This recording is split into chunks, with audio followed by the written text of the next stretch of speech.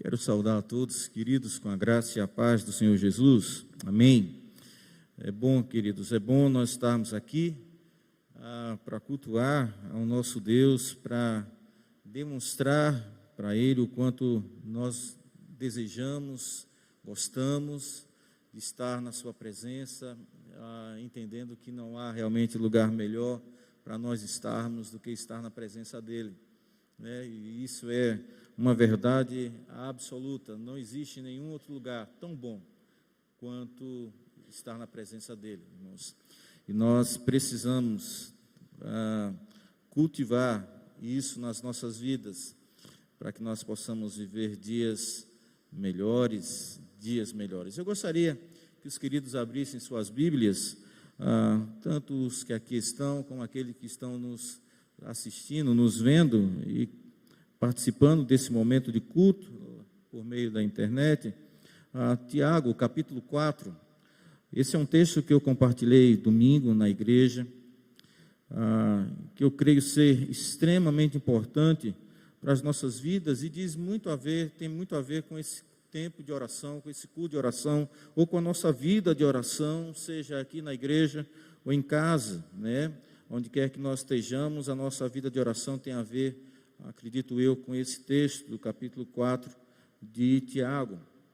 Nós vamos ler apenas os versículos de 1 a 5, que diz assim: de onde procedem guerras e contendas que há entre vós? De onde, senão dos prazeres que militam em vossa carne? Cobiçais e nada tendes, matais e invejais e nada podeis obter, viveis a lutar e a fazer guerra, nada tendes porque não pedis. Pedis e não recebeis, porque pedis mal, para esbanjardes em vossos prazeres. Infiéis, não compreendeis que a amizade do mundo é inimiga de Deus? Aquele, pois, que quiser ser amigo do mundo, constitui-se inimigo de Deus. Até aqui. Deus, nós queremos te louvar e te agradecer pelo privilégio que o Senhor nos dá, de podermos estar na tua casa, de podermos entender, crer, saber que fazemos parte do teu povo, da tua família. Obrigado, Deus, pelo privilégio que nós temos realmente de morar num país onde nós temos a liberdade de abrirmos a tua palavra, poder compartilhar acerca dela, falar com toda a liberdade daquilo que nós acreditamos, sem nenhum tipo de receio, sem nenhum tipo de medo. Ajuda-nos, ó Paizinho amado, a nós aproveitarmos, ou sabermos aproveitar bem essas oportunidades que o Senhor tem nos dado, enquanto tem tanta gente por aí, ó Deus, distante de nós, em outros países que também fazem parte da mesma família que nós fazemos, que não têm o mesmo privilégio, e muitas vezes precisam se esconder, não podem sair com liberdade nas ruas com a Bíblia na mão, mas precisa muitas vezes rasgar páginas e esconder, quem sabe no bolso, apenas um pequeno trecho da palavra do Senhor, para que elas não sejam presas ou até mortas. Ó Deus, que o Senhor não nos retire esse privilégio, mas que o Senhor também nos dê a consciência, ó Senhor amado, que o Senhor tem nos abençoado, de maneira que nós podemos fazê-lo, e muitas vezes, ó Deus, nós não temos feito como nós deveríamos fazer. Ajuda-nos a termos mais prazer em estar na Tua casa, em termos mais prazer de meditarmos na Tua palavra, em termos mais prazer, ó Deus, e mais alegria de sabermos que somos do Senhor, que fomos lavados, fomos comprados, fomos regenerados, fomos selados, e está sobre nós a promessa, ó Deus, de vida e de vida eterna. Muito obrigado. Obrigado por essa noite, obrigado pela Tua palavra. Fala conosco, é o que nós pedimos, Senhor. Em nome de Jesus. Amém, Senhor.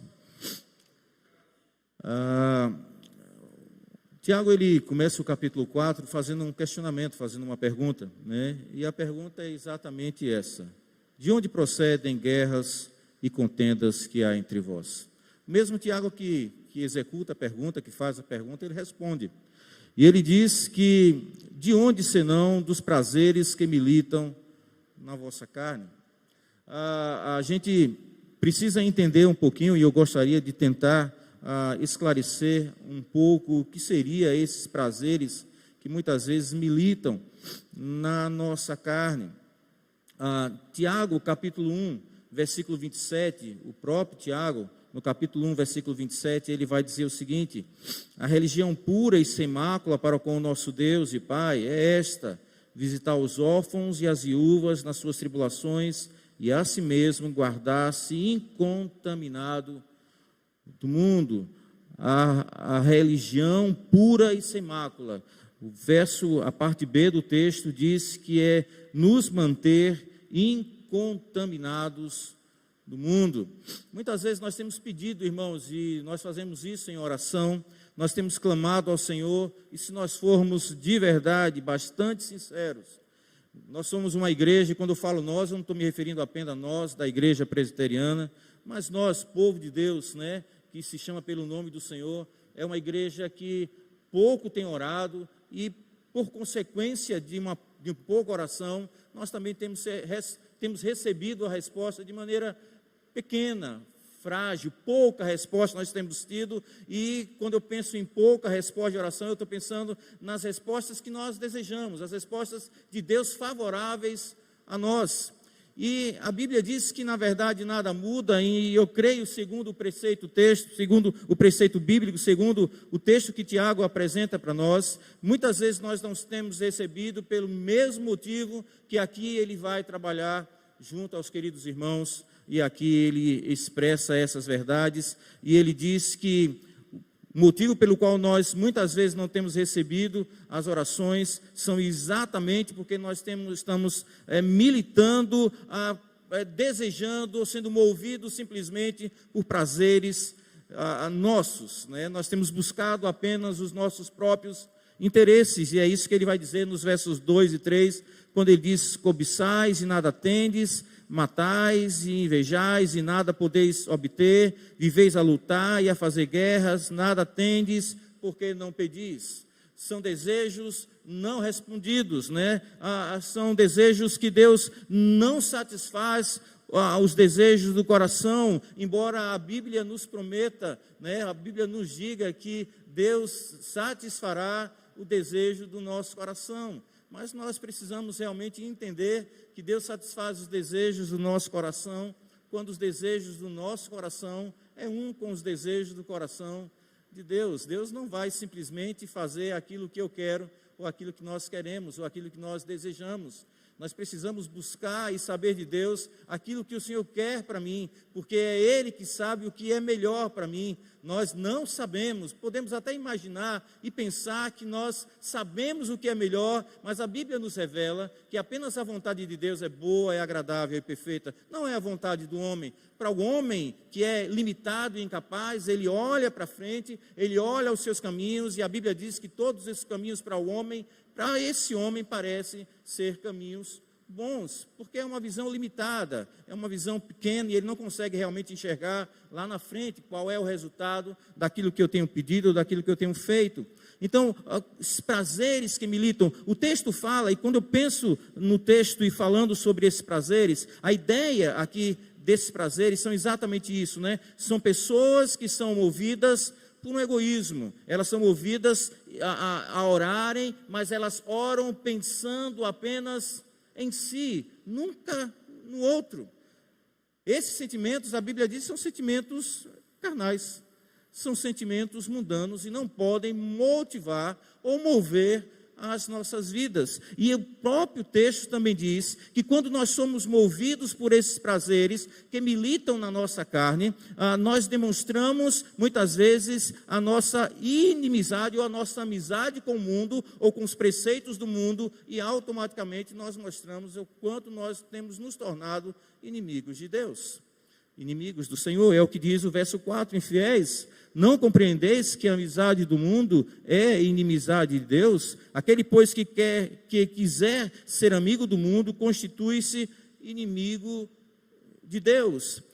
esses prazeres que militam na nossa carne, muitas vezes têm nos levado a buscar os nossos próprios interesses. E nós precisamos, irmãos, ser movidos e pensarmos, na verdade, no outro, não em nós mesmos. A Bíblia diz lá no texto de Atos, que quando a igreja primitiva se reúne, né, logo nos primeiros séculos, havia uma motivação única, eles tinham tudo em comum, eles não pensavam neles próprios, mas eles pensavam uns nos outros. A ideia era buscar a Deus, viver na presença de Deus, e eles tinham tudo em comum, desejavam que todos, na verdade, na igreja experimentassem da bênção de Deus. Não havia uma motivação egoísta, não havia, mas havia a motivação que é a mesma motivação que havia em Cristo Jesus, de não pensar em si, mas pensar em mim, pensar em você. E a Bíblia nos ensina que eu tenho que ser movido por esse sentimento, olhando para o outro, sempre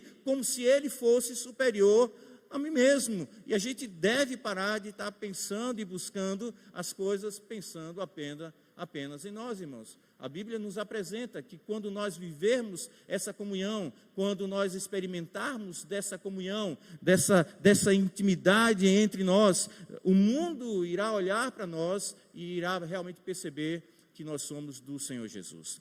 Quando a igreja viver em unidade no propósito, unidade nas ideias, no pensamento, nos sentimentos que motivam a nossa vida, que motivam os nossos desejos, que motivam nós fazermos ou deixarmos de fazer alguma coisa.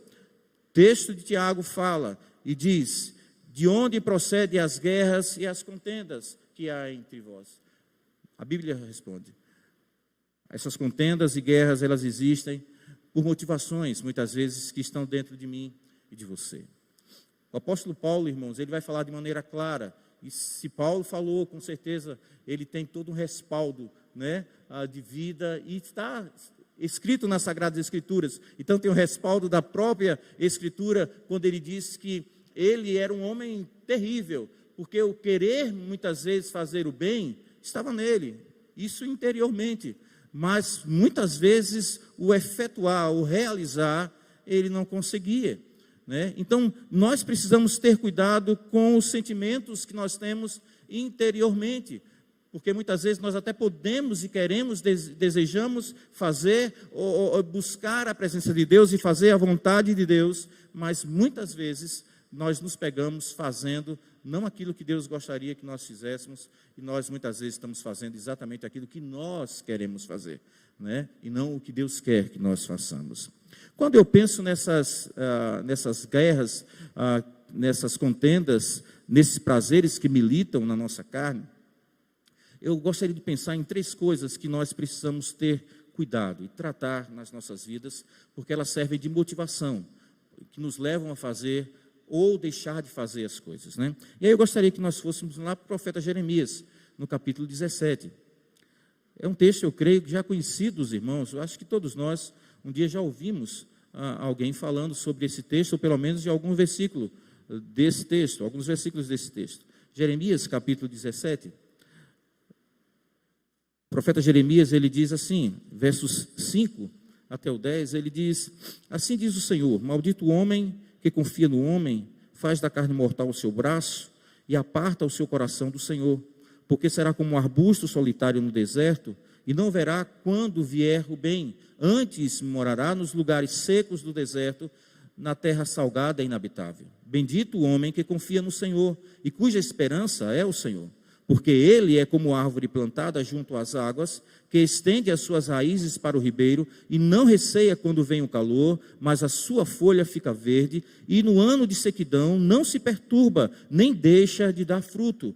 Enganoso é o coração, mais do que todas as coisas, e desesperadamente corrupto, quem o conhecerá? Eu, o Senhor, esquadrinho o coração, eu provo os pensamentos, e isto para dar a cada um segundo o seu propósito, o seu proceder segundo o fruto das suas ações. 3 coisas, irmãos, pensando nesses prazeres que militam, nessas motivações, né? Nesses sentimentos que nos movem, que nos levam a fazer coisas ou deixar de fazer as coisas, né? Eu gostaria de pensar em 3 coisas dentro do texto de Jeremias. Primeira coisa, irmãos, em quem nós confiamos. Isso é extremamente importante. Em quem nós temos depositado a nossa confiança, né? Se nós confiamos em Deus, se nós esperamos no Senhor, se nós cremos nele, aguardamos e esperamos por Ele, e acreditamos que é Ele que tem o melhor para mim e para você, nós vamos fazer a sua vontade. E nós vamos descansar nesse Deus que não apenas prometeu cuidar de nós e cuida, mas pode suprir todas as minhas e as suas necessidades, e que Ele vai realizar essas coisas no momento que Ele quiser, que Ele desejar, e nós vamos simplesmente aprender a descansar, porque Ele fará da maneira correta e no momento certo. O texto diz, e ele faz uma distinção entre o homem que confia e o homem que confia em Deus, e do homem que não confia em Deus, mas confia em si mesmo, né? Nós precisamos, irmãos, definitivamente aprender a confiar no Senhor, no Deus que nós servimos. Tem um texto de 1 Coríntios, capítulo 1, 2 Coríntios, capítulo 1, versículo 9, o apóstolo Paulo fala à igreja de Corinto e ele diz o seguinte, capítulo 1, versículo 9, ele diz: contudo, já em nós mesmos tivemos a sentença de morte, para que não confiemos em nós, em sim no Deus que ressuscita os mortos. Nós somos desafiados todos os dias, irmãos, a confiar no Senhor. Infelizmente, nós temos insistido em querer confiar em mim, na força do meu braço, na minha intelectualidade, quem sabe na minha conta bancária, né? Na minha formação, na minha família. Nós depositamos ou temos depositado confiança em muitas coisas e em muitas pessoas, quando a Bíblia nos convida, nos adverte, nos chama a atenção, dizendo para nós confiarmos apenas no Senhor. No Senhor, né? O homem não pode livrar-se a si mesmo, você não pode livrar a você mesmo da morte, nem de qualquer situação que de repente tenha ou já esteja pré-estabelecida para acontecer. Você não pode livrar-se a si mesmo. Se tem alguém que pode livrar a mim e a você, esse alguém tem nome e ele se chama Jesus Cristo. O Deus que nós servimos é o único que pode nos livrar. Nós temos exemplos na Bíblia, irmãos. Eu gosto muito de Davi, do rei Davi. Davi, um homem acostumado à guerra, acostumado a batalhas, mas ele aprende que se o Senhor não estivesse com eles em meio à batalha seria perdida. E olha que Davi era um homem que tinha, o próprio texto diz, né, falando de Davi, que Davi tinha homens diferenciados do seu lado, que eram chamados valentes.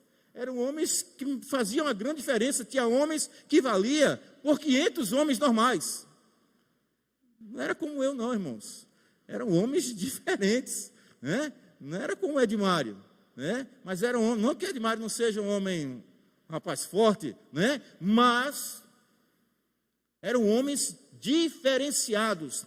Mas Davi entendia que não eram os valentes de Davi, nem o próprio Davi, que garantia a vitória para ele. Então ele não depositava a confiança nesses homens, nem nele mesmo, mas ele disse: se o Senhor não for com a gente, não for comigo, eu não irei. Porque ele sabe que tudo dependia, a vitória que ele tanto desejava, só Deus poderia dar. Insistir em confiar em nós mesmos, com certeza, irmãos, é um erro, né? E são motivações carnais, são motivações humanas, né? Nós gostamos de nos achar, e a gente precisa, né? João Batista é um homem, o pastor Emanuel gosta muito de citar, né, nas orações, tal, João Batista, quando ele diz: necessário se faz que eu diminua e que ele cresça. Nós precisamos, irmãos, assumir o nosso lugar, e o nosso lugar é de dependência, de esperar, de confiar no Senhor. De confiar no Senhor. O texto de Jeremias, ele fala sobre isso, dizendo para nós, primeira coisa: maldito é você, se você confia em um outro homem, ou em você mesmo, e faz da sua carne mortal o seu braço. Não confie na sua força, não confie no seu intelecto, não confie em você.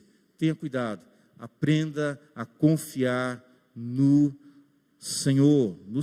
Ele vai responder as minhas e as suas orações, mas Ele vai responder na hora certa e do jeito certo. Segunda coisa que Jeremias fala e que nós precisamos também aprender é não apenas não confiar em nós, na nossa capacidade ou na nossa força, mas nós também não podemos confiar no nosso coração. Porque o meu e o seu coração, ele é enganoso. E ele não é apenas corrupto, mas a Bíblia diz que ele é desesperadamente corrupto. Ele está a alguns graus a mais do que simplesmente ser corrupto.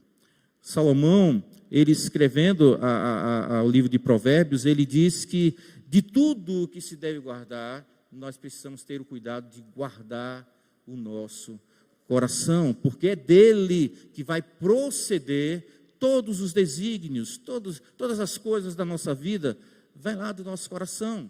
E nós precisamos, irmãos, ter muito cuidado com ele. A Bíblia diz que apenas o Senhor é que o conhece. E muitas vezes nós temos nos deixado levar por motivações ou por aquilo que o nosso coração diz. E nós temos feito escolhas e temos feito coisas ou deixado de fazer coisas porque o nosso coração, eu sinto no meu coração que é para fazer assim. E vou além, né? Ainda digo, sinto no coração que é de Deus fazer ou deixar de fazer. Nós somos direcionados pela palavra de Deus, irmãos, a sermos movidos pelos princípios eternos, pelos princípios das Sagradas Escrituras. A Bíblia diz, Paulo fala que seja o árbitro, seja Cristo, né, o árbitro do nosso coração. Sabe quando Cristo se torna árbitro do meu coração, ou seja, o juiz, aquele que apita, que diz o que eu posso, o que eu não posso, aquele que estabelece as regras, é por meio da sua palavra. Você não pode, eu não posso, nós não podemos sentir paz no coração se a minha motivação, se aquilo que eu estou querendo fazer ou deixar de fazer, não tiver respaldo bíblico. Quando você sentir no coração de fazer alguma coisa, corra para a palavra de Deus. O que é que a Bíblia me diz acerca desse sentimento, acerca dessa ideia, acerca desse desejo meu? O que é que a Bíblia me fala? A Bíblia me orienta, a Bíblia me dá uma direção, então eu vou olhar o que a Bíblia me diz, e aí, ouvindo a direção da palavra, aí eu vou ser obediente à palavra de Deus. Quando eu fizer isso, os princípios eternos se tornarão árbitro no meu coração, e aí sim você poderá dizer, eu sinto paz no coração, eu sinto paz no coração, né? Mas tem muita gente, irmãos, hoje, infelizmente, que tem dito, eu sinto paz em fazer.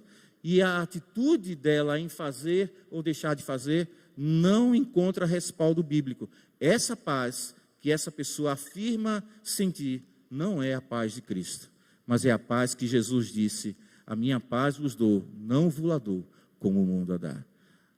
A paz que eu sinto no coração, ou que nós sentimos no coração, ao fazer ou ao deixar de fazer alguma coisa, sem que a Bíblia me oriente a fazer ou a deixar de fazer, essa paz não é uma paz de Cristo, mas é a paz que você, homem, que você, mulher, que nós, seres humanos limitados e falhos, movidos por prazeres interiores, e muitas vezes prazeres exatamente carnais e egoístas, muitas vezes nós temos sentido essa paz. E nós precisamos trabalhar isso no nosso coração. Jeremias diz, enganoso é o coração, mais do que todas as outras coisas. E somente o Senhor conhece verdadeiramente o meu e o teu coração. Que nós tomemos cuidado, que a gente não confie em nós, que a gente comece a exercitar, irmãos, descansarmos, confiarmos em Deus. E aí sim, nós vamos começar a ver as coisas acontecerem. Isso individualmente, na igreja, como no coletivo, ou em qualquer outra área das nossas vidas. Tenha cuidado também com o teu coração. Tenha cuidado. Eu até falei domingo lá na congregação, né? A gente sente tanta paz. Hoje nós somos movidos a sentimentos egoístas mesmo, né? Sentimentos muitas vezes mundanos, do mundo, mundanos no sentido de ser do mundo. Hoje você olha, um jovem vai escolher uma namorada e aí vem duas meninas, existem duas possibilidades. Tem uma menina bem bonita e tem uma menina não muito bonita, né? E aí ele vai para namorar, quem ele sente com quem ele deve namorar? Com a bonita ou com aquela que não é tão bonita?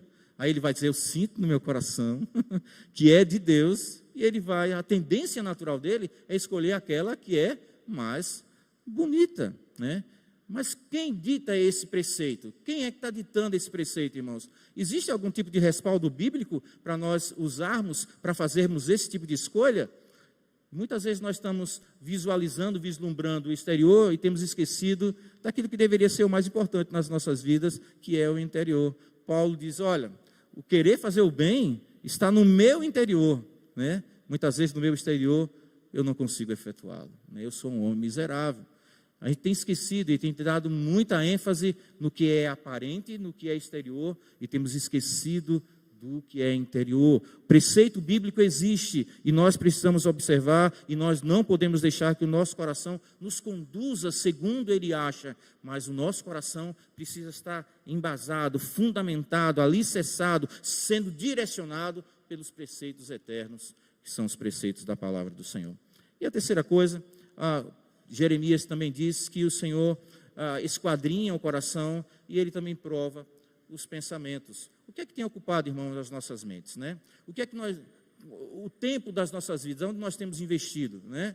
A gente muitas vezes tem investido muito tempo, quem sabe, diante da televisão, temos visto muitas coisas, ouvido muitas coisas que chegam até nós e que têm ficado, têm se mantido, né? E que muitas vezes têm direcionado ou têm levado as nossas vidas, a cada um de nós, muitas vezes, a termos atitudes que nós não deveríamos ter, né?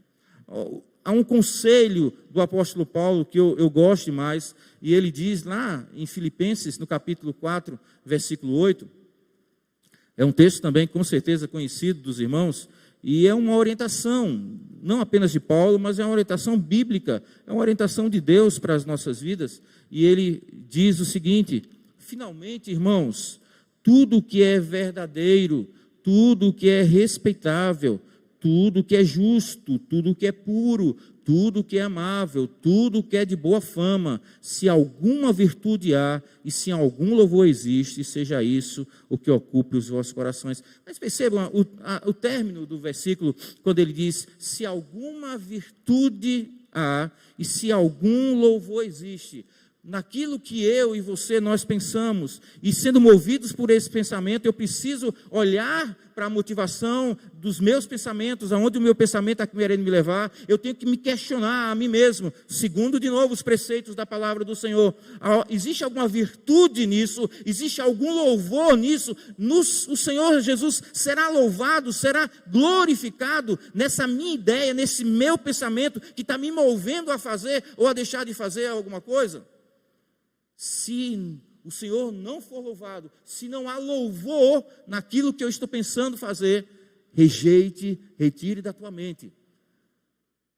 Mas nós temos que ser movidos pelos nossos pensamentos, mas esses pensamentos precisam, de novo, estar sendo levado ou conduzido pelos preceitos da palavra do Senhor, irmãos.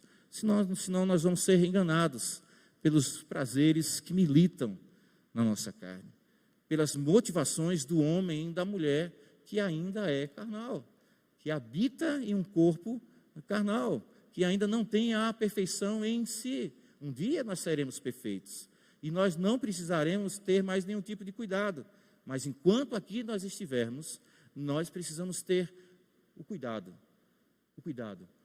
com a minha motivação, com aquilo que eu estou desejando fazer, com aquilo que eu quero fazer, com aquilo que tem chegado à minha mente, aos meus pensamentos, ao meu coração.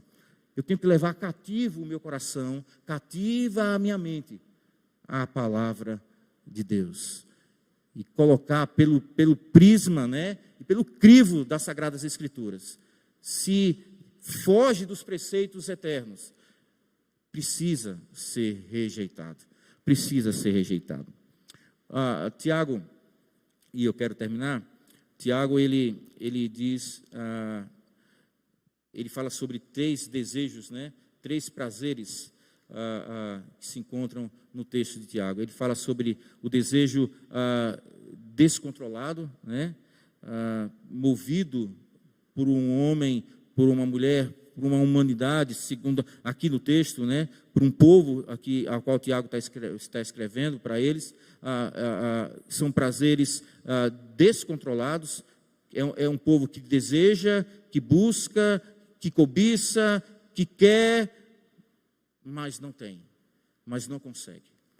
Prazeres descontrolados, um desejo descontrolado, mas também há um desejo não realizado. Esse desejo descontrolado leva-nos muitas vezes, irmãos, a perceber que os nossos desejos que são descontrolados também nos levam a ter como resposta a negação. Deus não nos responde favoravelmente, né? E também nós vemos no texto de Tiago o desejo egoísta, né? Vocês pedem, mas vocês não têm, porque vocês pedem pensando apenas em vocês. Qual é a motivação, irmãos, do nosso coração? Quando nós chegamos na casa do Senhor, ou quando nós chegamos diante do Senhor, para nós pedirmos algo em oração. Qual tem sido a motivação do meu coração? Qual tem sido a motivação da minha mente? Né? Que Deus nos ajude, irmãos, a termos um coração respaldado nas mãos realmente do Senhor, para que o Senhor conduza, controle, que a minha mente, que a nossa mente, que os meus pensamentos, que os nossos pensamentos, neles Deus encontre louvor. Que Deus seja louvado com os nossos pensamentos, que Deus seja louvado com a motivação do meu coração, e que o Senhor olhe para mim, olhe para nós e diga: eu também sou louvado, porque dia após dia você não tem confiado em você, nem na força do seu braço, mas você tem confiado realmente em mim. Esse é o segredo, acredito, irmãos, nós termos uma vida abençoada e termos as nossas orações respondidas. Não confie em você, não confie na sua intelectualidade, não confie na força do seu braço, confie no Senhor, Ele pode fazer. Cuidado, não confie no seu coração, Ele é enganoso, dê um freio nele, estabeleça regras para ele, disse: olha, tudo que vier ao meu coração tem que estar fundamentado, qualquer sentimento, qualquer desejo, tem respaldo bíblico para fazer ou para deixar de fazer, é assim que vai ser movido. Não vá respondendo favoravelmente a tudo que o seu coração, de repente, vai te conduzindo ou vai levando você a desejar. Cuidado também com os seus pensamentos, viu? Que os nossos pensamentos, realmente, que a nossa vida seja louvor, reflita adoração, reflita glória e honra ao Deus que nós servimos. Vamos orar? Senhor amado, nós queremos te agradecer, te louvamos, ó Deus, mais uma vez pelo privilégio que o Senhor nos dá de estarmos na tua casa. Ajuda-nos, Senhor amado, porque acho que o grande problema nosso é com nós mesmos. Precisa, na verdade, haver uma mudança nas nossas vidas. Nós precisamos reconhecer, ó Deus, que temos falhado, reconhecer, ó Deus, que nós temos muitas vezes sendo movidos por desejos próprios, sentimentos nossos, muitas vezes sentimentos egoístas.